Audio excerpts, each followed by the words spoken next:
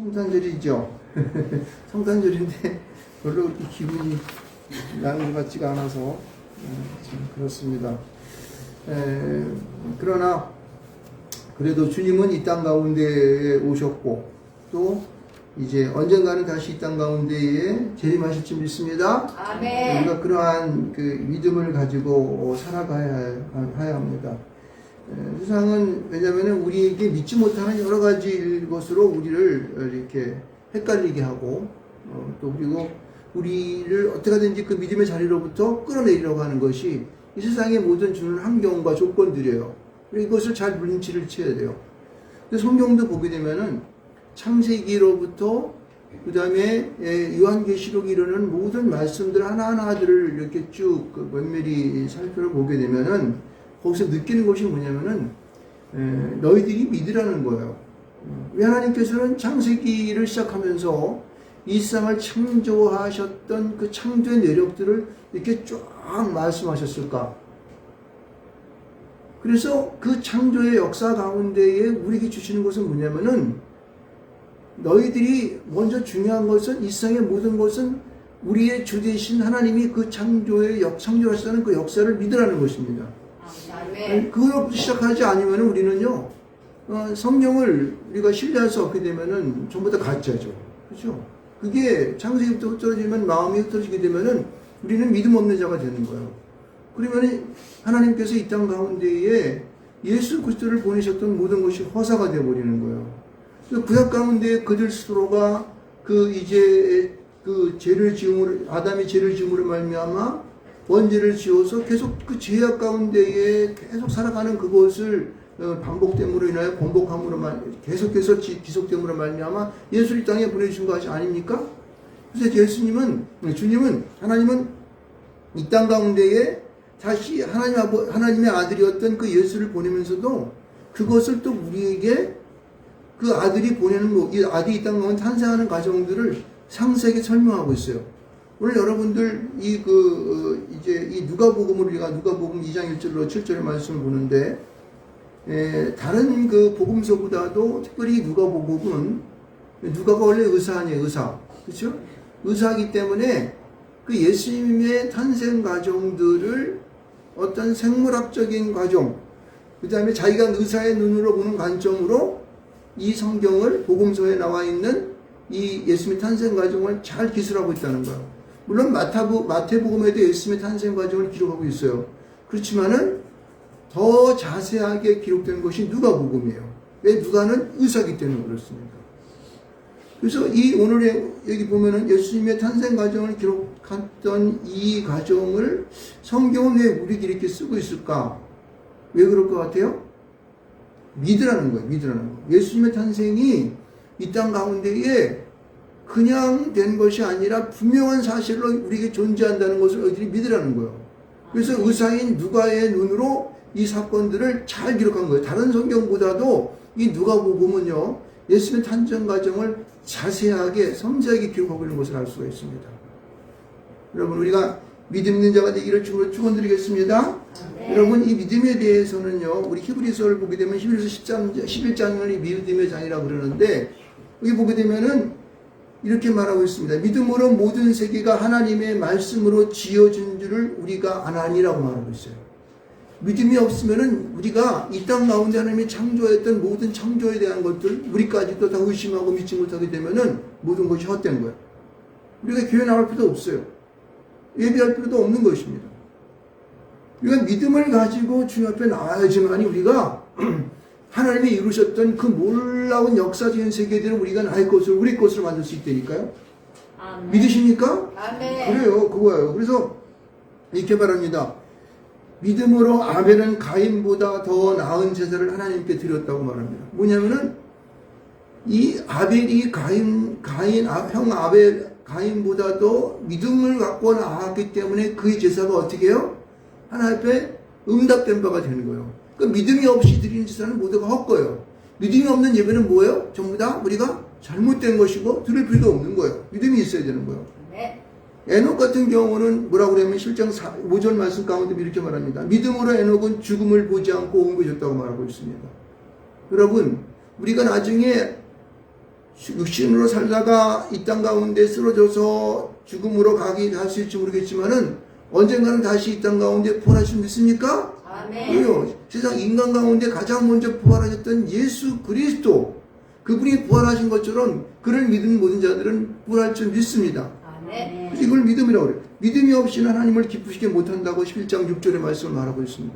여러분요, 우리는요, 믿음이 빼앗지게 되면 아무것도 아닌 거예요. 그래서 오늘요, 누가복음 2장 1절로 7절의 말씀을 쭉 얘기하면서 주님은 우리에게 믿음을 강조하는 것을 아시기 바랍니다. 그래서 2000년 전에 예수님이 태어난 게 뭐 이렇게 대단한 것입니까? 이렇게 말할지 모르겠지만은, 이것은 뭐냐면 예수가 이 땅 가운데 인성으로, 하나님의 아들로 이 땅 가운데 오신 사실, 그리고 그가 인간으로 이 땅에 오신 사실에 대해서 우리가 믿지를 못하게 되면은 성경의 전체적인 것을 다 우리가 어떻게 해요? 인정하지 못한다고 하는 거예요.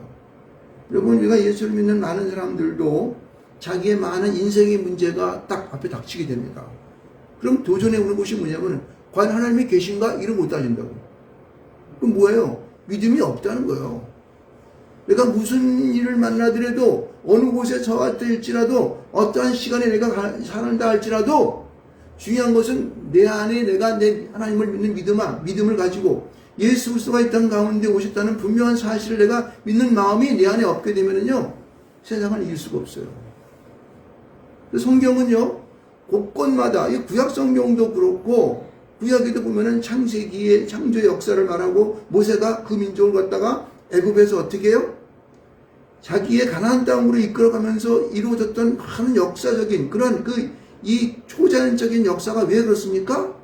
바로 여러분 마음 가운데, 그 당시 사람들의 마음 속에 하나님이 살아계시다는 거예요. 너희 생활 속에서 내가 이렇게 역사에서 너에게 나의 있음을 보여주었다는 사실이에요. 그렇기 때문에 성경은 기록하고 있고, 그때 당시에 모든 이스라엘 민족들에게 살아있는 그들에게 나타나셔서 하나님께서 역사하신 거라는 거예요.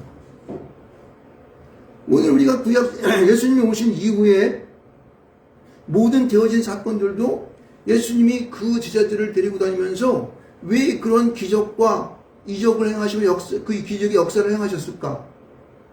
나는 인간으로 이 땅에 왔지만은 하나님의 아들로서 이러한 기적의 역사를 통해 하나님의 아들인 것을 너에게 보여준다는 거예요. 할렐루야. 여러분, 그것을 여러분 알아야 되는 거예요.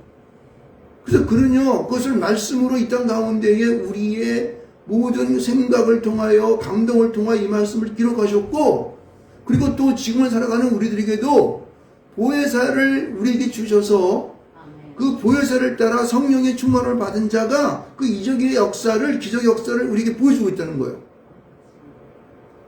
그래서 이 땅에 죽은 자도 살아나는 역사가 나타나고, 병든 자도 일으키는 역사가 나타나고, 예수님이 하셨던 그 일들을 우리가 사는 이 세상 속에서 보여주고 있는 거예요. 할렐루야. 그래서 여러분, 오늘도 예수님이 탄생하신 이 날을 맞이하면서, 이게 기록된 한 가지 한 가지의 이 사건들을 우린 그냥 보아넘기면 안 되는 거예요. 오늘 우리가 읽었던 2장 1절로 6절의 말씀을 보게 되면은, 특별히 1절로 2절의 말씀, 1절, 2절, 3절의 말씀을 보면은, 여기 역사적인 인물이 등장하죠. 그때에라고 해요. 그때라고 하는 건 뭐예요? 우리가 그때라고 하는 것은 예수보다 먼저 이 땅 가운데 6개월 탄생하셨던 세례 요한에 대한 출생에 대한 얘기를 하고 있죠. 그렇죠? 그 다음에 예수님의 탄생이 지금 이루어지는 거예요. 그래서 그런 것이 있을 때에 예수님이 탄생하셔서 이제 탄생하셔가지고 그가 이제 이 땅 가운데에 이제 등장했을 때에 어떤 일이 있었냐면은, 가이사 아구스토가 영을 내려 천하에 호적하라 그랬다는, 무슨 얘기냐면 당시에 로마의 황제가 누구였냐면은 아구스토가 왕이 됐던 거예요. 옥타비아누스라고 그래가지고 그 왕이 되었는데, 황제가 되었는데, 그가 자기가 점유하고 있는 모든 세상 가운데에 너희들 호적, 다시 말해서 주민등록을 하라는 얘기예요. 주민등록 하라는 거. 여러분, 호적이죠, 호적. 왜 그랬을까? 온 세상을 점유하고 나서 그들로부터 세금을 걷어내야 될 거 아니야. 그러면 그 세금을 걷을 수 있는 근거가 뭐야 돼? 그 사람이 있는지 없는지를 확인해야 되는 거야. 그래서 자기가 살고 있는 고향으로 돌아가서 다 이름을 올리라는 거예요. 호적해. 누구 아들 누구 나면 다 올리라는 거예요. 그래서 그걸 가지고 세금을 받아들이겠다는 거예요. 이것은 분명한 역사적인 사실이고, 역사서에 다 기록되어 있는 거예요. 그러면은 성경은 왜 우리에게 이런 역사적인 사건들을 성경을 통하여서 왜 기록하였을까? 여기 보면 당시에 죄송합니다. 수리아라고 하는 것은 시리아 쪽을 말하는 겁니다. 그 당시에 그쪽에 총독이 와 있었는데 총독이 구레누라고 하는 사람, 이 사람도 이것도 역사적으로 있는 거예요. 다 기록되어 있는, 문서상으로 기록되어 있는 거예요. 이 사건을, 이 사실을 우리에게 성경을 통해 말해준 것은 뭐냐? 이 성경은 역사적으로 틀림이 없이 맞는 거라는 거예요. 그 역사 속에 예수님도 탄생했다는 거예요. 역사의 시간 속에서 한 인물이 탄생했는데 그게 누구다? 예수 그리스도라는 거예요. 바로 예수 그리스도가 탄생했음을 분명히 우리에게 알려주는 사실이에요. 믿으십니까? 아멘. 여러분 이 사실을 믿어요. 그래서 이렇게 성경은 계속해서 우리에게 예수는 실존적인 인물로 이 땅 가운데에 인간의 모습으로 하나님의 아들이지만은 맞다는 거예요. 이것을 역사 너희들이 증명하지 않느냐. 가이사 아구스토가 그건 실존적인 인물이었고 그 다음에 구레네 총독, 수리아 총독이었던 것은 분명히 사실이었다. 그러므로 예수의 탄생은 어떠하다? 진실이라는 사실이에요. 진실한 사실. 그래서 요셉도 그 아들과 자기의 부인이었던 마리아와 함께 자기 고향으로 돌아가서 어떻게 해요? 호적하러 돌아갔다는 거예요. 이것을 말하고 있습니다. 이건 분명한 사실을 우리는 의심이 없이 믿어야 돼요. 그 다음에 보세요. 여기 보게 되면은 이런 말을 쓰고 있습니다. 4절 말씀 가운데 보면은 요셉도 다윗의 집 족속이므로 갈릴리 나사렛 동네에서 유대를 향하여 베들레헴이라 하는 다윗의 동네로 갔다. 이렇게 써 있죠. 이게 무슨 얘기입니까? 당시 요셉은 나사렛이라고 하는 그 저기 강원도에 같은 서울로 말하면 우리나라 말하면 저 강원도 깡천 저 정선 아리랑 고개 이런 그런 쪽에서 아마 살았던 것 같아요. 그래서 그것이 나사렛이라는 동네인데 거기서부터 어디로 와요? 베들레헴. 예루살렘에서 가까운 그 베들레헴으로 이제 다윗의 동네로 와서 호적을 하러 왔다라고 하는 거예요. 이것도 또한 역사적인 사실이죠. 그렇게 이제 아마 왔다는 거니까. 그래서 요셉이 다윗의 족속이던 건 분명했던 것이니까. 근데 5절 말씀을 가만히 보면 이런 말을 또 하고 있죠. 그 약혼한 마리아와 함께 호적하러 올라가니 여기 뭐라고 써있냐면은 약혼한 마리아라고 써있죠. 예, 약혼한 마리아와 함께 호적하러 올라갔는데 왜 올라갔을까? 마리아가 이미 잉태했기 때문에. 그래서 아마 이제 그 당시 약혼은 오늘날의 결혼하고는 좀 틀려요. 여기서는 결혼하기도 전에 마리아가 지금 아기를 잉태했다는 거예요. 그래서 뭐 어떻게 해요? 그 결혼 신고를 하기 위해 마리아가 이 요셉과 함께 자기가 살던 베들레헴으로 돌아가서 자기의 이름을 올리는 거예요. 근데 이 올리러 가는 그 도중에 누가 탄생하게 됩니까? 6절 보게 되면은 예수가 탄생하는 거예요. 그래가지고 그가 이제 그 마구간에서 아들을 낳는 일이 벌어지는 것이죠. 여러분 이 사실은 무엇을 또 얘기하고 있냐면요. 약혼이라고 하는 것은 뭐예요? 아직 결혼하지 않았기 때문에 남녀가 동거하지 않는 거예요. 잠자리를 갖지 않는다는 거예요. 근데 아기가 있어. 그렇다는 것은 우리가 먼저 얘기했다면 동정녀인 마리아로부터 아들이 탄생했다는 거예요.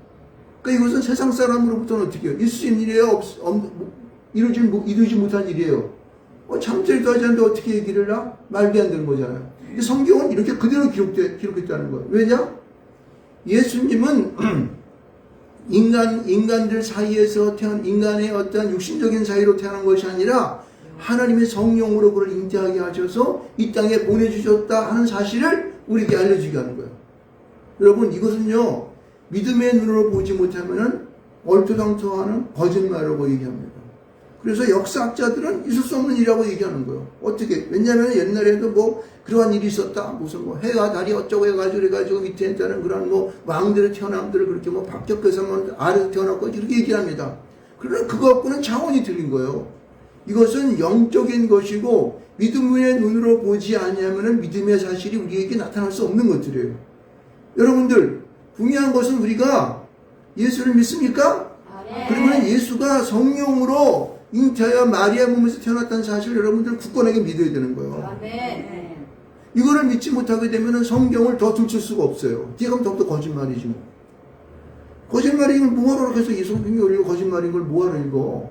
그냥 가서 좋은 영화나 보고 그냥 좋은 책이나 보고 말이야. 그렇게 하면 되지. 뭐 이 성경이 신경을 읽어가면서 해석하려고 난리를 칩니까?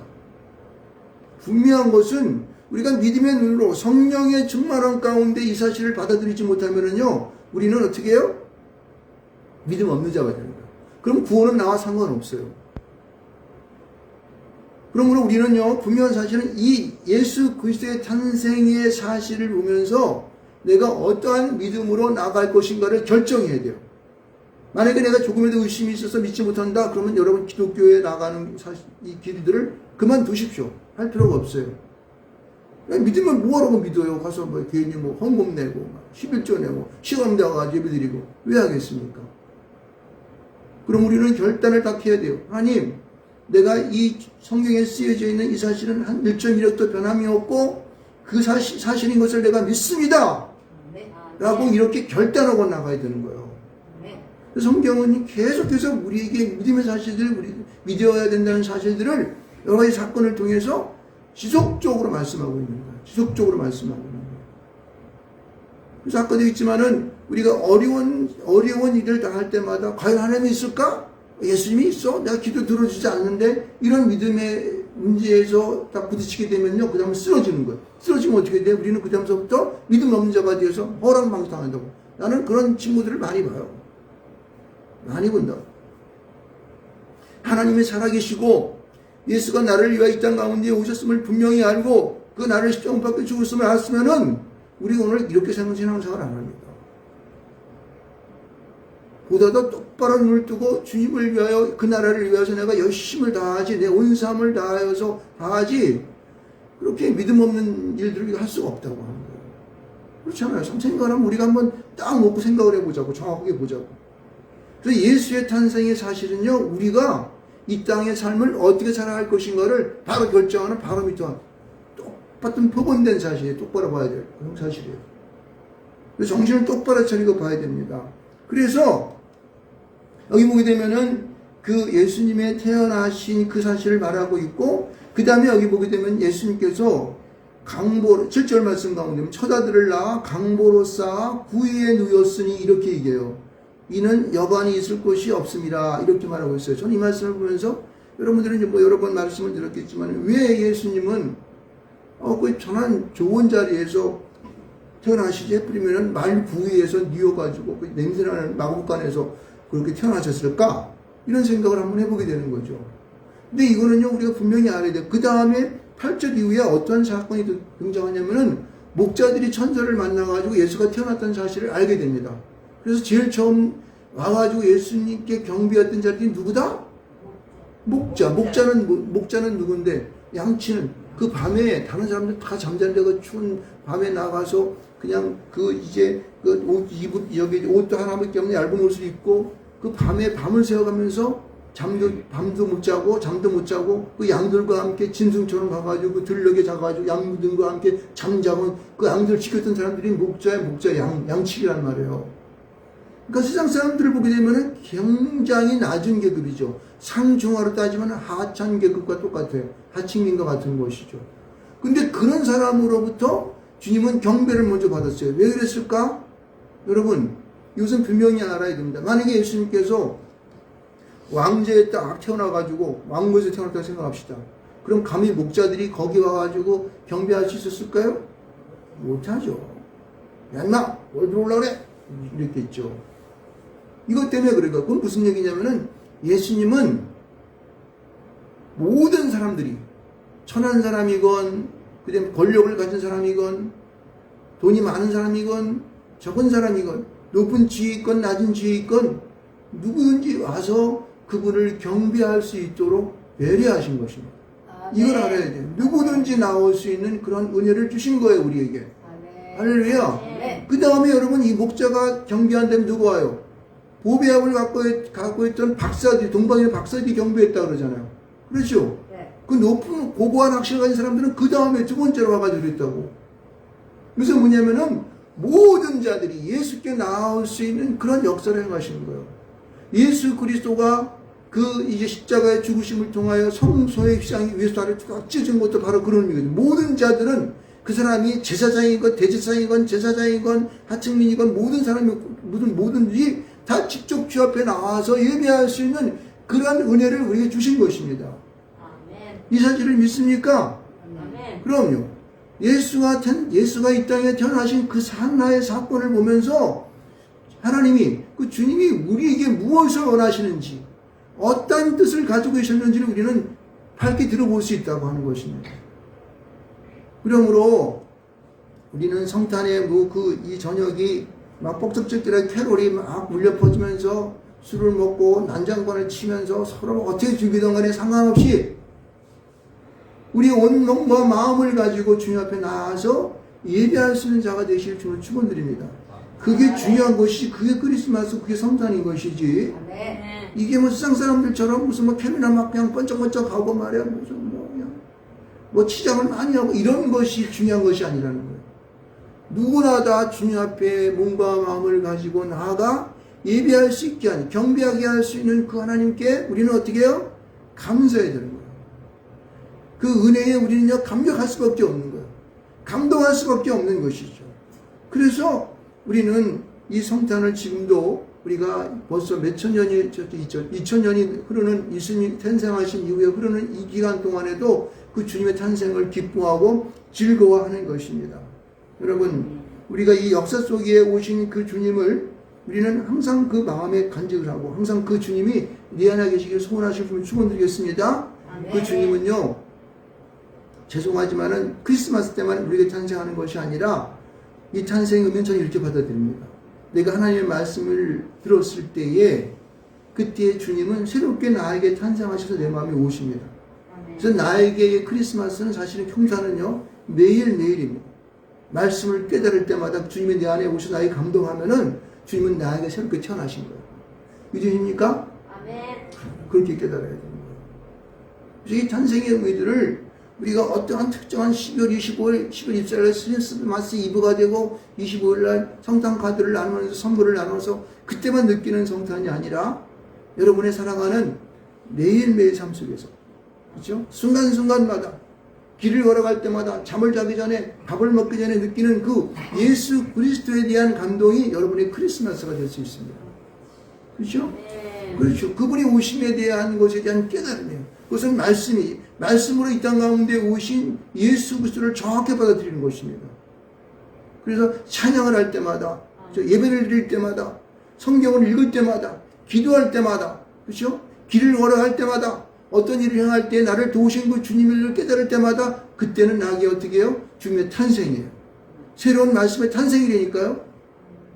할렐루야. 그런 의미를 우리가 받아들여야 되는 거예요. 그래서 우리의 하루하루가 주님 앞에 즐겁고 기쁠 수가 있죠. 그리고 생동감이 있는 것이죠. 그죠? 그래서 이 세상에 살아가는 맛을 느낄 수가 있는 것입니다. 그러면 우리는 살아나는 거예요. 어떻게? 믿음으로 살아나는 거예요. 믿음으로. 그래서 저는요, 이 누가복음에 나와 있는 이 모든 예수 탄생의 소식은 예수를 정말 잘 믿게 하기 위한 하나님의 배려예요. 예수 그리스도의 배려인 것입니다. 그렇죠? 성령의 우리에게 깨닫게 하기 위한 정말 믿음으로 잘 안착되어서 근무와 믿음이 흔들리지 않게 하기 위한 하나님의 배려인 것을 아시길 좀 축원드리겠습니다. 그런 관점에서 우리가 이 크리스마스를 잘 보내시는 여러분 되시기를 주님을 축원드리겠습니다. 그렇게 하시기 바라겠습니다.